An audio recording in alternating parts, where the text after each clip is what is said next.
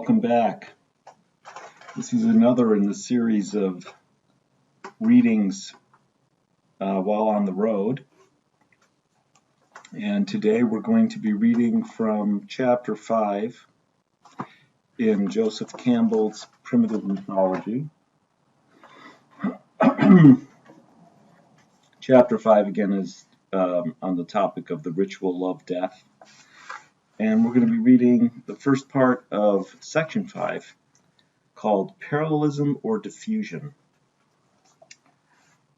The archaeology and ethnography of the past half-century have made it clear that the ancient civilizations of the Old World, those of Egypt, Mesopotamia, Crete and Greece, India and China, derived from a single base, and that this community of origin suffices to explain the homologous forms of their mythological and ritual structures.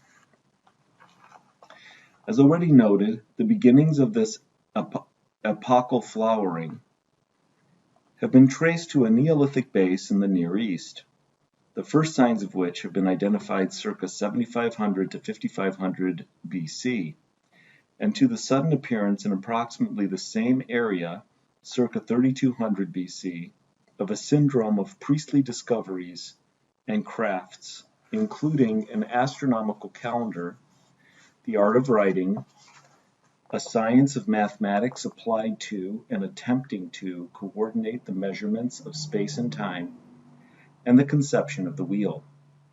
Nowhere else in the world have any of the elements either of the Neolithic assemblage or of higher civilization been identified at levels of anything like these depths, and the probability of a worldwide diffusion from the Near East of the basic arts, not only of all higher civilization, but also of all village living based on agriculture and stock breeding, has consequently been argued with bountiful documentation by a group of scholars of which Professor Robert Heinegeldern of Vienna is today the leader. As we have observed, there is still some question, however, as to the ultimate backgrounds of the Neolithic. One has certainly to concede that the basic arts of higher civilization were derived, as far as the Afro-Eurasian hemisphere is concerned, from the now well-established Near Eastern matrix. Nevertheless, with respect to the arts of planting and stock breeding, the earliest Neolithic villages of the Near East may represent simply one province of a considerably larger zone. The earliest horizon for domestication of the pig in what may be termed roughly the Malayo-Polynesian sphere has not yet been established, nor do we know how far back the primitive cultivation of the coconut, banana, and tuberous food plants should be placed. Therefore, though it may be on one hand ultimately found that most of the myths and rituals of the Malayo-Polynesian area should be interpreted as provincial to the Near Eastern Proto- or Basal Neolithic, it may, on the other hand, ultimately appear that the reading should be run the other way. But in either case, and this point I believe no one acquainted with the facts now assembled would deny, the two developments were not separate, so that the progress of human culture in the Old World, from the level of food collection, hunting and root gathering, to that of food cultivation, planting and stock breeding, has now to be studied as one very broadly spread yet single process. With respect, however, to the New World, there is still raging a violent and even cantankerous scholarly conflict of opinion.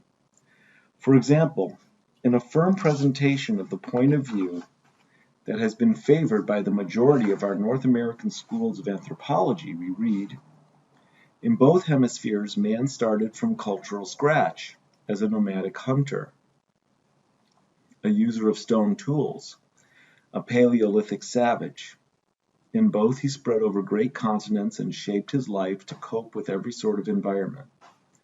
Then in both hemispheres, wild plants were brought under cultivation. Population increased. Concentrations of people brought elaboration of social groupings and rapid progress in the arts. Pottery came into use. Fibers and wools were woven into cloth. Animals were domesticated. Metalworking began, first in gold and copper, then in the harder alloy, bronze. Systems of writing were evolved. Not only in material things do the parallels hold. In the New World as well as in the Old, priesthoods grew and, aligning themselves with temporal powers, or becoming rulers in their own right, reared to the gods vast temples adorned with painting and sculpture. The priests and chiefs provided for themselves elaborate tombs richly stocked for the future life. In political history, it is the same. In both hemispheres, group joined group to form tribes, coalitions, and conquests brought preeminence, empires grew, and assumed the paraphernalia of glory. These are astonishing similarities, and if we believe, as most modern students do, that the Indians' achievement was made independently and their progress was not stimulated from overseas, then we reach a very significant conclusion. We can infer that human beings possess an innate urge to take certain definite steps toward what we call civilization, and that men also possess the innate ability, given proper environmental conditions, to put that urge into effect. In other words, we must consider that civilization is an inevitable response to laws governing the growth of culture and controlling the man-culture relationship. Leo Frobenius, however, as early as 1903, was taking a precisely contrary view, one that has since been represented and developed chiefly by the European and South American scholars of the subject, believing that the primitive planting villages of equatorial America were extensions eastward from Polynesia of a cultural style that he had already identified from the Sudan to Easter Island. He argued that the basic American hunting culture continuum, which had been carried into the continent from northeastern Siberia across Bering Strait and had spread downward vertically from Alaska to Cape Horn, must have been struck horizontally by sea voyagers from Polynesia and cut through as by a wedge. In our study of Oceania, he wrote, it can be shown that a bridge existed and not a chasm between America and Asia. It would be a contradiction to all the laws of the local culture of Oceania for us to assume that the Polynesians called a halt and turned back at Easter Island. And from Hawaii, furthermore, an often traveled bridge of wind currents leads to the northwest coast.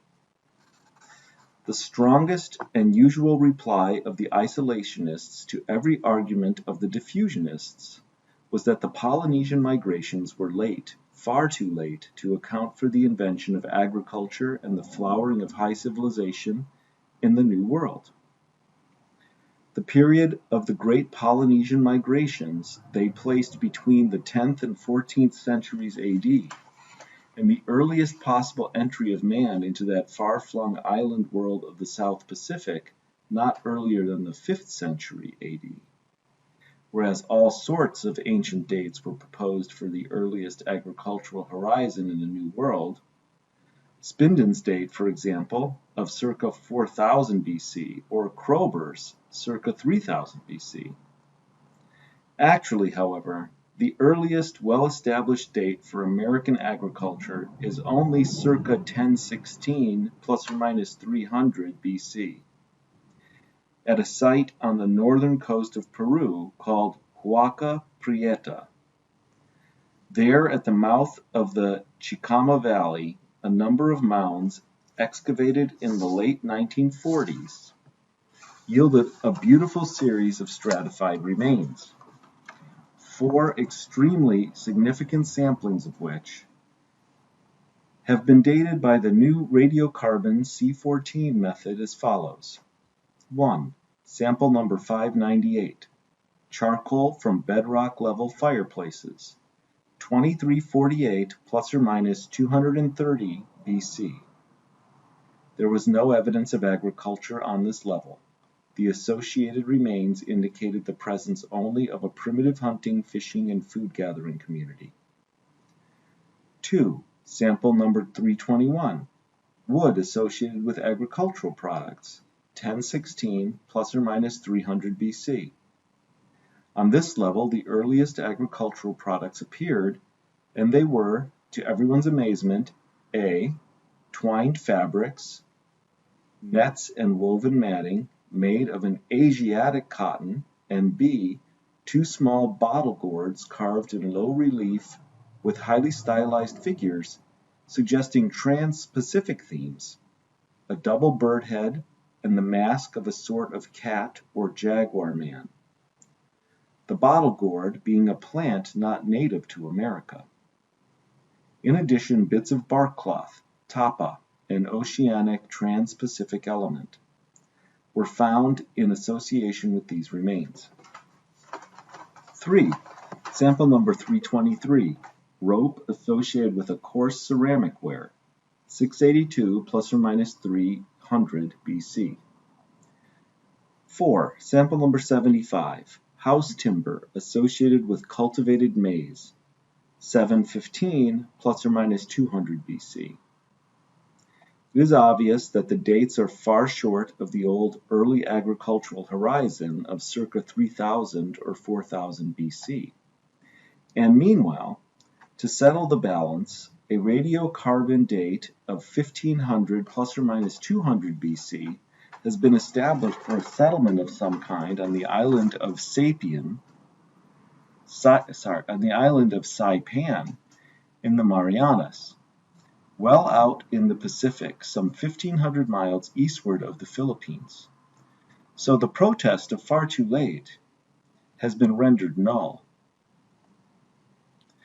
The latest position of the argument for independent development is presented in a series of articles by Wendell C. Bennett, Alex D. Krager, and Gordon R. Wiley in a recent encyclopedic inventory of the anthropological sciences, Anthropology Today, which was published in 1953. Briefly stated, a so-called New World formative period has been postulated, during which the basic Neolithic arts of both Peru and Middle America should have been developed. A center or centers of origin, as Professor Wiley formulates the idea, lying anywhere between central Mexico and southern Peru. The argument runs, states Professor Bennett, that an agricultural economy based on plant domestication in South America spread throughout the entire area of what is now called Nuclear America. It is still undetermined whether this complex was spread by migration or by diffusion, or for that matter, whether it could not have developed independently. In any case, two major centers of advanced civilization grew out of this formative basis, one in Mesoamerica, one in the Central Andes, in large part independently of each other. But in the intermediate region, the formative complex persisted and spread around the Caribbean area. No one, however, has yet come out quite clearly with the dates to which the New World formative period should be assigned. Certainly no less than 3,000 years ago, i.e. 1000 BC, and probably much more, writes Professor Julian H. Stewart, for example, in his interpretive summary, at the close of the great 6-volume Handbook of South American Indians, of which he was the editor. The Indian began to bring Native American plants under domestication. Nor can anyone yet say just where the New World formative period took its rise.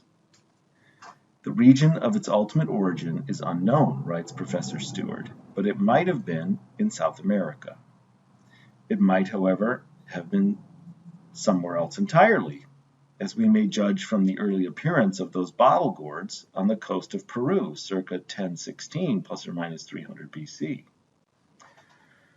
The bottle gourd is not a wild but a cultivated plant and depends, as Carl O. Sawyer points out, on the care of man for its preservation. It is in no sense a marsh plant, he writes. The theory of its accidental dissemination involves, he then continues, in addition to the undamaged transit of an ocean, a waiting agriculturalist who carried it in from the seashore to a suitable spot of cultivation. But the bottle gourd is not the only plant that came to America across the Pacific. The Asiatic cotton that entered the New World at the same time and is present in the earliest agricultural, pre-ceramic horizons of both Peru and Chile, not only made itself at home here, but also mixed with a wild American variety, whereupon the mixed breed was carried back into and through Polynesia, as far as to Fiji. And the fact that the cocoa palm was cultivated in pre-Columbian tropical America in great groves and is not a plant that can establish itself by being washed up onto a beach. The further fact that the cultivated amaranth, which is known perhaps significantly as pigweed, was used as both a cereal and a pot herb in pre-Columbian America, as also in India and other Asiatic monsoon lands. Again, the fact that the plantain, which was a common staple of Indian diet and widely distributed in the tropics of the New World and from southern Brazil to Jalisco, Mexico, appears to have been introduced from overseas before the coming of Columbus. Still again, the fact that the origin of maize itself is still obscure, and may indeed have involved a Southeast Asian contribution. And finally, the fact that a number of plants known to have been first cultivated in America have been found well established in the Southwest Pacific, namely the peanut, jackbean, lima bean, jicama, and sweet potato, the last having the same name, kumara, in Peru and in Polynesia. And the case is made for at least a modicum of American participation in the cultural movements of the Malayo-Polynesian sphere. So we'll end there for today. Thank you for joining me. I hope you enjoyed it, and I hope you have a good day.